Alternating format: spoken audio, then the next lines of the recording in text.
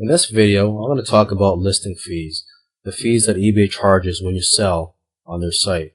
So to find out what they are, what the fees are, just click on the help link up here, and down here will be a link for seller fees. Okay, and click on how fees are calculated. Okay, and we're brought to this page, which lists the fees for the eBay.com site. If you live in a different country and use a different version of the eBay site, for example, if you use ebay.ca, if you live in Canada, the fees will be a little different. Okay, so what we're looking at here are the insertion fees for auctions. There's different types of listings, and I'll cover that in a later video. But for now, for the auction style listings, if your starting price is 1 cent, you'll get charged upfront 10 cents if you list in this category, the books, music, DVDs and movies, or video games categories. All other categories, you'll get charged 15 cents. And the higher your starting price, the higher your insertion fees. Okay, now let's go down to the final value fees, which is at the end of your auction, if your item sells, you get charged a percentage, or another word for it is a commission. If your item does not sell, you will not get charged the fee. Now let's go down to the fixed price listings. So if you sell something in a fixed price listing, these are the fees, the insertion fees. And down here are the final value fees. And the final value fees will be different depending on the category that you're selling the item in. So I'm just going to quickly scroll through these so you can look at the different fees for each category. Okay, and now I'm just going to scroll down to the bottom of the page, and we're going to look at the optional future fees.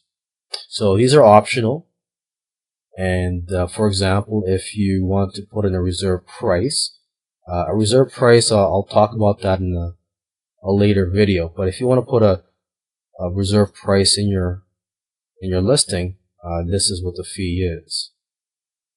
Okay, and if you want to put a buy it now price, these are the fees.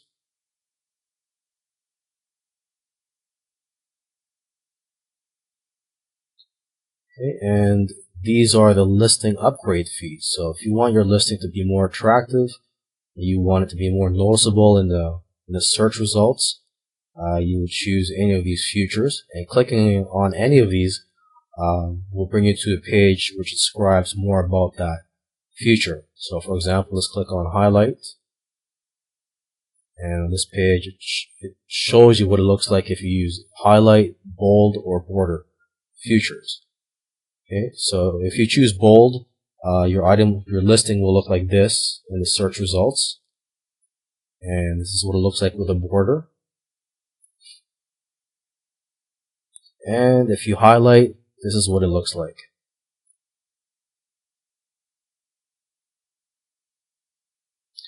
Okay, I'm just going to go back and go back to the top of the page.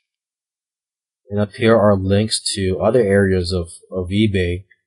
And they have different fees actually. So if you plan on selling a car, you would sell it in the eBay Motors section of the site. And so on this page, it shows the fees you would get charged for selling a car.